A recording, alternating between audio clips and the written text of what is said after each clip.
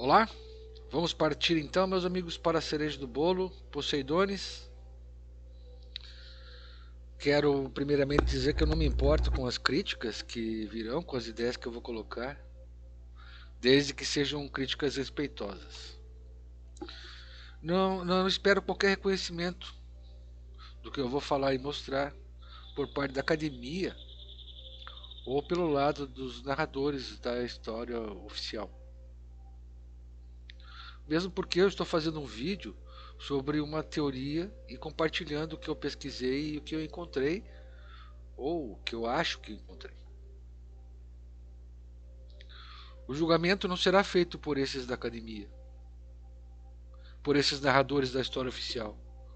O julgamento será feito pelo coração e intelecto daqueles que já possuem certo conhecimento e sabem que a narrativa oficial da história é falsa. Sabem também que a verdade vibra dentro de nós. Então, a ilha de Poseidones, como vocês podem ver, é, como eu disse, a cereja do bolo e é o que todos os pesquisadores procuram.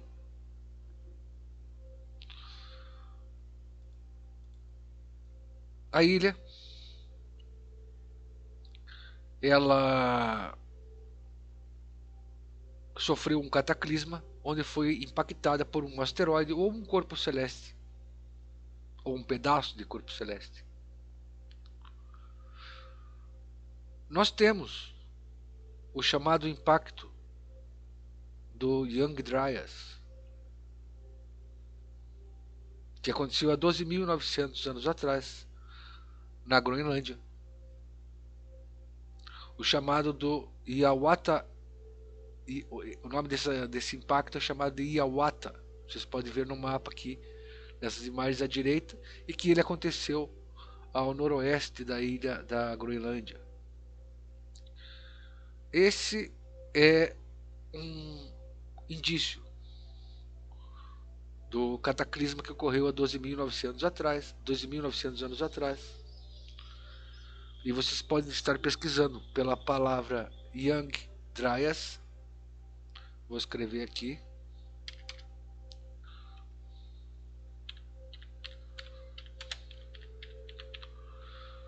No YouTube. E vocês vão ver bastante vídeo sobre o assunto. Eu vou também colocar na descrição. Pois bem, sabendo desse indício de cataclisma, o maior narrador de cataclisma foi o Immanuel Velikovsky. E eu não vou entrar em detalhes com vocês, eu preciso apenas trazer de Velikovsky algumas coisas. No seu livro Terra em Ebulição, ele faz uma descrição do Planalto do Rio Colômbia, na América do Norte, que eu vou ler para os senhores. Grandes quantidades de lava escorreram pelos estados de Washington, Oregon, Idaho, onde cerca de 320 mil quilômetros quadrados foram cobertos a uma profundidade de centenas e até milhares de metros. O Rio da Cobra, afluente do Rio Colômbia, já foi escavado em 1.000 metros no cânion dos Sete Diabos e ainda não atingiu o fim da lava. Essa área enorme, que abrange todos os estados do norte dos Estados Unidos, entre as montanhas rochosas e a costa do Pacífico, foi inundada pela rocha magmática e pelo metal derretido, que transbordavam pelas fissuras abertas do solo. O aspecto não teria sido o de uma erupção vulcânica atual, e isso apenas, para não mencionar uma série de outros motivos, já seria suficiente para comprovar a falácia do princípio da uniformidade. A profundidade da lava nesse enorme planalto atinge 1.500 metros ou mais, no mínimo 1.500 metros. Então, minha gente, eu quero que vocês tenham em mente que durante esse cataclisma, a crosta terrestre além de ter sido partida em alguns pedaços, possivelmente, em alguns lugares, ela é como se ela entrasse em ebulição, como o Velikovsky falou. Por quê? Porque era um magma saindo dessas fissuras, misturado com rochas derretidas, criando uma verdadeira sopa, vamos dizer assim, ou que a crosta terrestre perdesse a sua rigidez e ficasse como se fosse uma massa. Se a teoria das hidroplacas estiver correta, nós podemos somar a isso água, o que trairia muito mais fluidez ao solo derretido naquele momento do cataclisma. Immanuel Velikovsky também falou que houve uma energização quando Vênus teria se aproximado da Terra. Daí nós podemos crer que, como consequência dessa energização, houve uma maior magnetização dos polos. Portanto, eu não vou entrar a fundo na teoria de Velikovsky, mas vocês tendo isso em mente vão poder entender melhor o que eu quero dizer. Nós temos aqui na imagem Gondwana. Gondwana seria o grande continente do hemisfério sul. Teria surgido após Pangeia, vamos dizer assim. Nós temos as nossas dúvidas com relação a isso, mas de qualquer forma essa configuração ela é aceita pelos pesquisadores, pelos cientistas, e bastando olhar como a América, como o Brasil pode se encaixar na África, nós podemos crer nesse mapa, nunca 100%, é claro, mas podemos crer de que a América do Sul estava ligada à África, à Índia, à Austrália e o que é hoje a Antártica. E que antigamente seria a Lemúria. Por que a Lemúria? O que eu acho que está errado nesse mapa, que eu mudaria, é a colocação da ilha de Madagascar. Eu acho que ela saiu ali do sul, entre o sul da África e o que está delimitado como Antártica, que seria a antiga Lemúria. Porque eles encontraram lêmures em Madagascar e assim como na Índia, no Ceilão. E daí é que surgiu o nome do continente lemuriano, por causa desses animais chamados lêmures. E existem outros indícios, provas, aqui no caso, de que esses continentes estariam todos ligados por fósseis tanto de vegetais como fósseis animais. O que nós temos que imaginar daqui é que houve realmente primeiro um cataclisma, que nós não vamos entrar agora profundamente, e que separou esses continentes e os movimentou.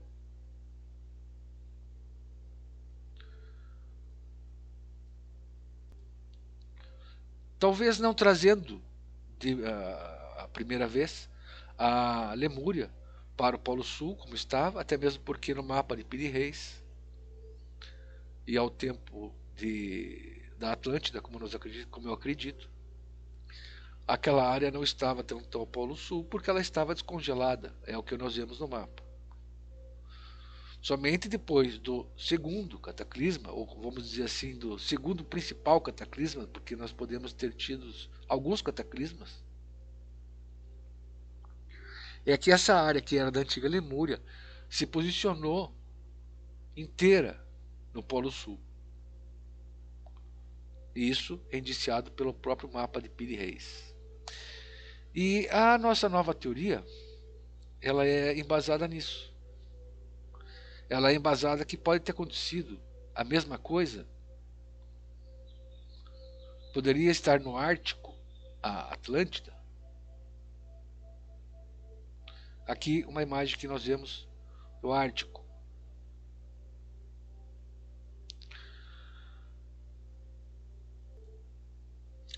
Calma, isso pode parecer absurdo, como também pareceu para mim na primeira imaginação que eu tive. Mas vamos analisar um pouco da estrutura geológica do planeta. Se vocês forem observar aqui, tanto a Antártida como a Groenlândia, elas fazem parte das terras mais antigas. As partes escuras no mapa são as mais antigas.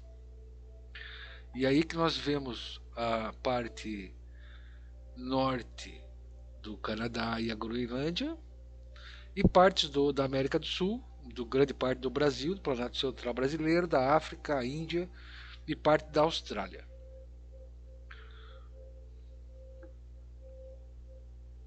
Aqui uma imagem de como as placas estão divididas.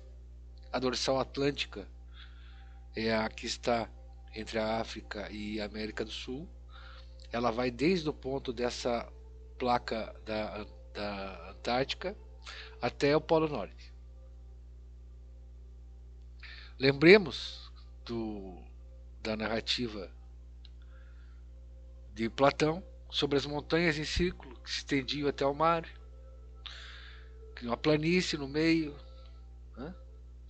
E o relevo, ou melhor, o mapa aéreo da Groenlândia, ele é dessa forma.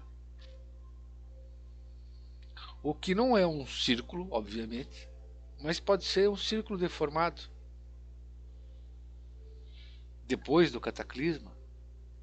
Será que não? Será que sim? Vamos seguir. Eu não me lembro agora qual foi o site ou a origem da imagem, dessa imagem que eu peguei na internet. Já é um tempo que eu pesquiso e acabei não anotando todos os links. Isso aqui é uma imagem do relevo de como seria a Antártida, a Groenlândia sem gelo. Hoje a Groenlândia estaria sob 9 quilômetros de gelo, segundo as informações oficiais. Mas ela não deixa de ser compatível com a narrativa de Platão, só não é um círculo. Mas tem montanhas em volta, tem uma planície no meio. Será que não é a Groenlândia? Muito bem, vamos sair da caixinha do compartimento agora, vamos passar um pouquinho para o Google Maps.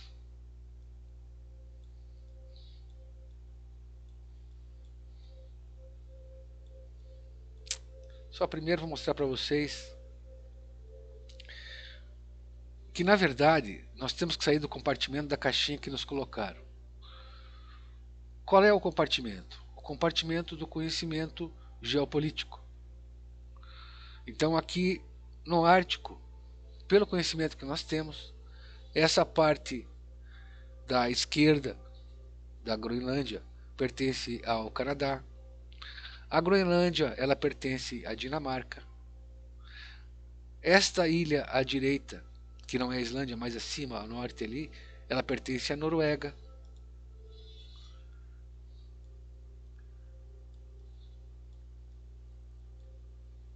E essa outra ilha, mais ao norte, que está marcada aqui como base do Hitler, é a ilha de Alexandra. Ela pertence à Rússia. Mas vamos sair dessa caixinha de conhecimento geopolítico e unir todas essas terras, desde o norte do Canadá. Não imagine que ela seja do Canadá, e sim que ela foi parte da Groenlândia. Se você verificar ali, faz um encaixe dessas terras na Groenlândia e não no Canadá. Da mesma forma, eu digo que essas ilhas que pertencem à Noruega, Svalbard, e a ilha de Alexandra, que pertence à Rússia, elas faziam parte da Groenlândia. Foram separadas dela. Eu não coloquei a Islândia no meio disso, porque seria muito fácil contestar a Islândia, em razão de que existem muitos vulcões ali e que as terras podem ter sido aumentadas ou podem ter realmente ter origem somente em condições vulcânicas. Mas existe a possibilidade também de se colocar a Islândia dentro de toda essa área que seria a antiga Atlântida, ou melhor, a antiga Poseidones. Com a junção dessas terras, ela adquire mais um aspecto circular.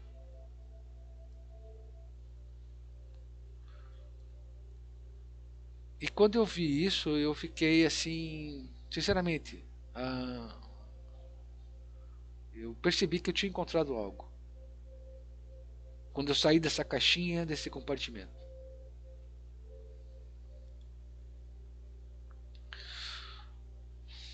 Se nós colocarmos, analisarmos aí o, o cataclisma de 12.900 anos atrás, com o impacto de Yawacha, nós vamos perceber que esse impacto se deu a noroeste da Groenlândia.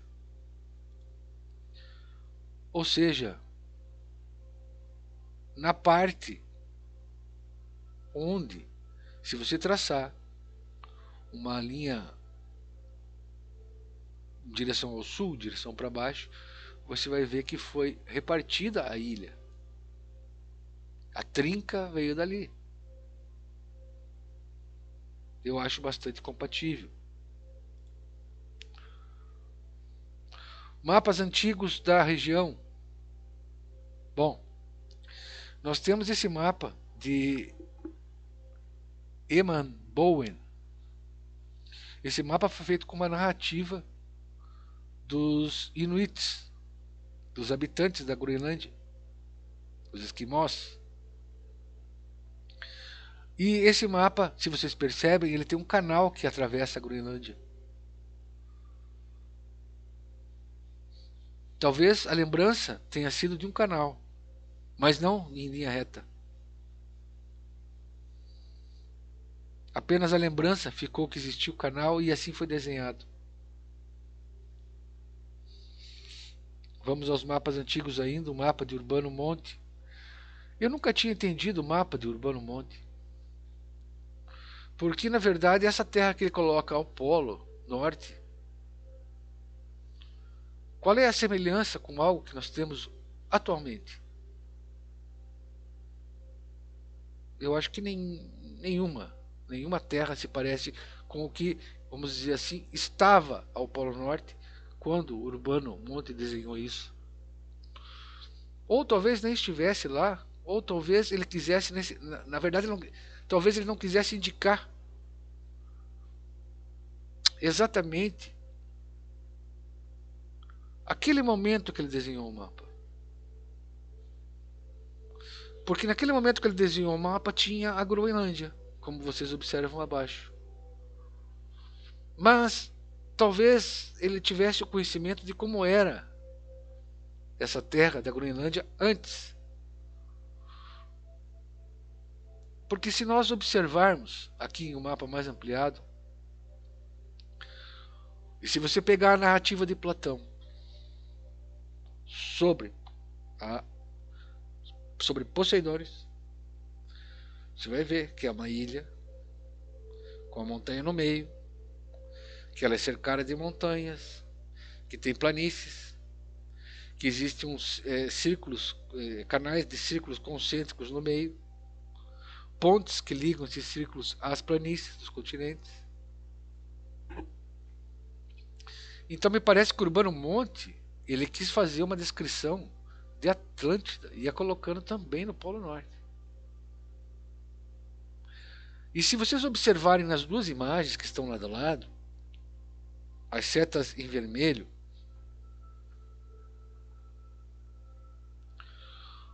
você transpassando isso para o mapa atual da Groenlândia, se você imaginar um cataclisma e a destruição dessa ilha, que era em forma de círculo, Você poderia também nas setas vermelhas indicar aonde estavam, ou melhor, onde estão esses canais atualmente.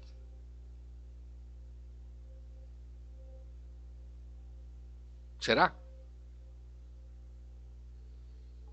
Bom, atualmente, o que nós sabemos em relação ao Ártico? Além de que as nossas potências militares aí, a Rússia e os Estados Unidos, estão sempre ali se embatendo no Ártico, né? Existe a questão da mudança do polo magnético, que ela desde 2019 ela vem sendo monitorada e aquela região está saindo do polo, ela tá derretendo. Eu aconselho a todos a assistirem os vídeos do canal Maverick Star Reloaded e também de ajudarem o canal, porque ele mantém um observatório independente e ele traz muitas informações sobre o que está ocorrendo e o que está prestes a ocorrer aqui na Terra.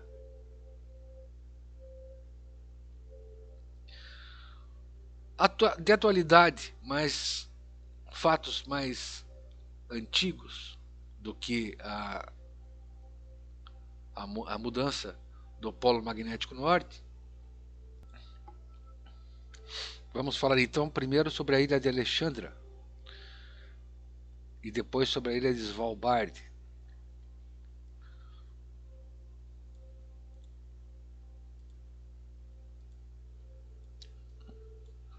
São essas duas ilhas aqui.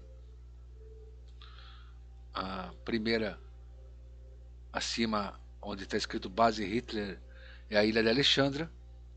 E a de baixo é a ilha de Svalbard. A de baixo pertence à Noruega e a de cima pertence à Rússia.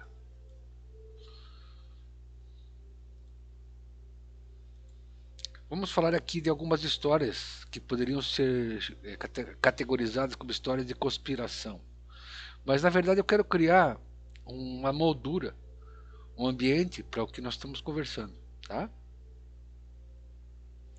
Então, congelado no tempo, russos descobrem base secreta nazista no Ártico, nessa ilha de Alexandra. Vamos ver se nós achamos direto ao ponto. Aqui nessa imagem você vê os pertences dos alemães que largaram lá no local.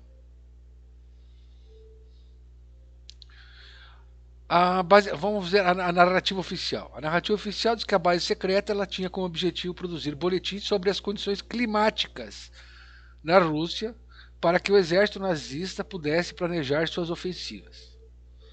É lógico, de certa forma é lógico. Mas será que precisava de uma base lá para fazer a análise de condição climática? O local manteve essa função até ser abandonado pelos cientistas que ocupavam as instalações, depois de eles sofrerem uma intoxicação alimentar e serem infectados por parasitas após ingerir carne de urso polar crua.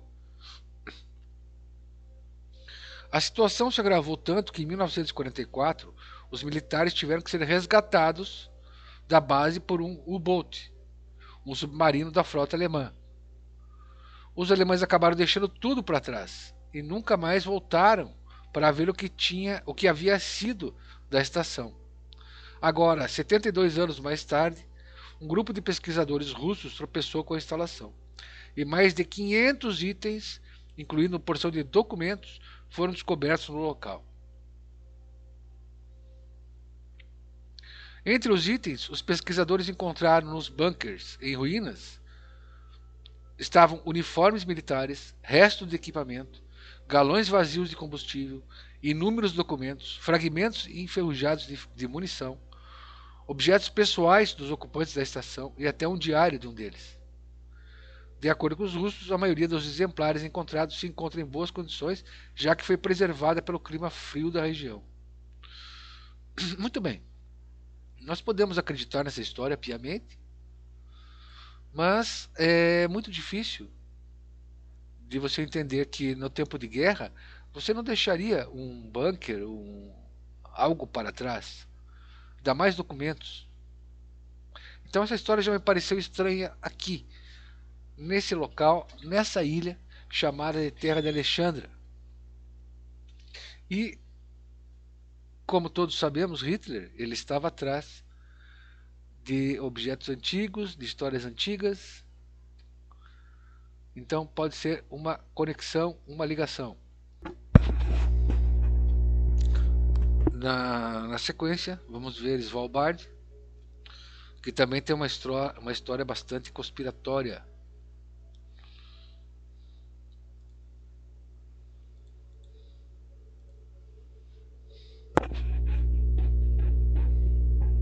Opa, vou dar uma pausa aqui.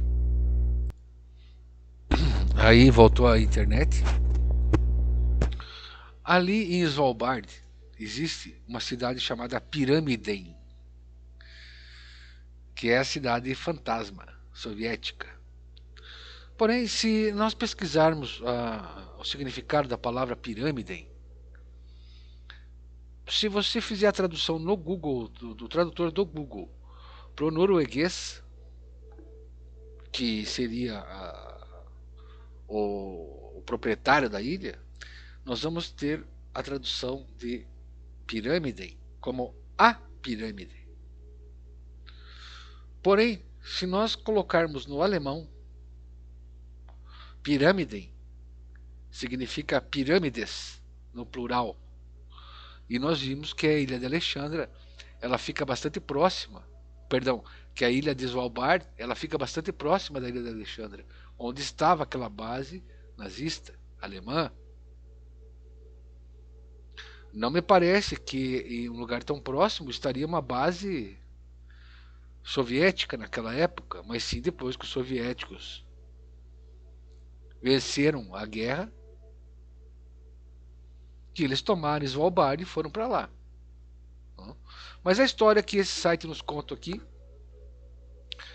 é de que a União Soviética criou essa cidade lá em Svalbard, onde era feita extração de carvão. E a partir de determinado momento, essa extração de carvão ela não se tornou mais rentável.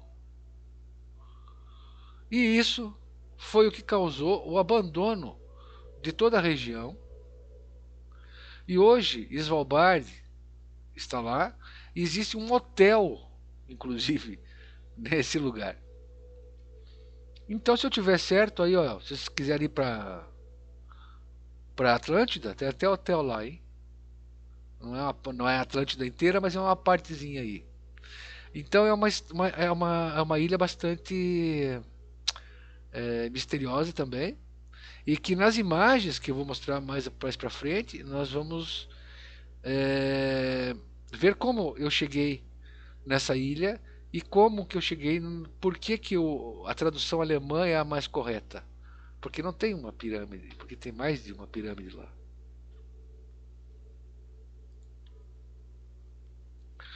O que mais que tem na ilha de Svalbard? Que também é conspiração. Conhecem essa imagem? Esse é o cofre do fim do mundo. O cofre que dá as sementes guardadas. Por qual motivo? Será que ele sabe que vai descongelar tudo aquilo lá?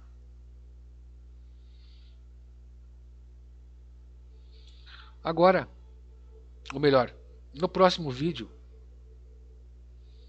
eu vou fazer a exploração pelo Google Maps dessa região. E também vou trazer essas imagens do Google Maps com filtros, para que a gente tente ali identificar algo que possa ser uma construção ou algo feito pelo homem e que identifique também que ali pode ser a antiga Atlântida. Então, a gratidão, como sempre, e até o próximo vídeo que vai ser só de imagens e de exploração do Google Maps. Um fraterno abraço a todos.